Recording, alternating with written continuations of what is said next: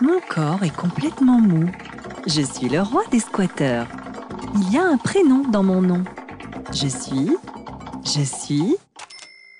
le Bernard l'ermite.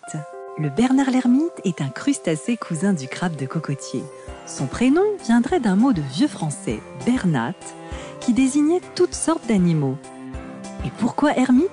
Parce qu'il vit tout seul, dans sa coquille. Savez-vous qu'il existe un point commun entre le Bernard l'ermite et l'écureuil de Corée? Tous les deux sont des nacs, les nouveaux animaux de compagnie. Pour l'histoire, nos voisins australiens apprécient beaucoup les Bernard l'ermite, non comme plat de résistance, mais comme animal de compagnie.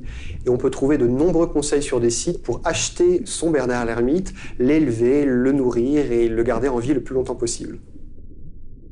Pourquoi doit-il changer de coquille? Le Bernard l'ermite grandit toute sa vie comme la plupart des invertébrés et donc a besoin de changer de coquille régulièrement.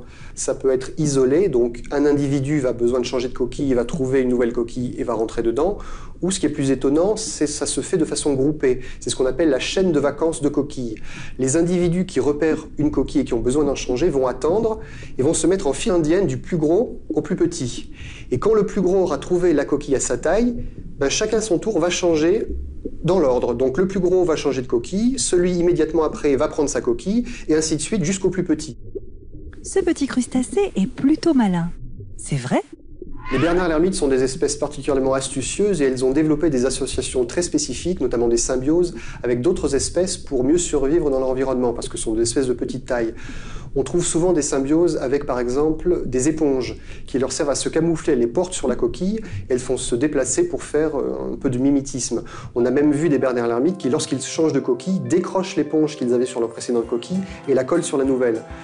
Ils vivent aussi en symbiose, souvent, avec des anémones de mer, dont les tentacules urticants vont les protéger des prédateurs, par exemple des poissons. Donc ça forme comme une espèce de réseau, un filet, qui va les défendre contre les agressions.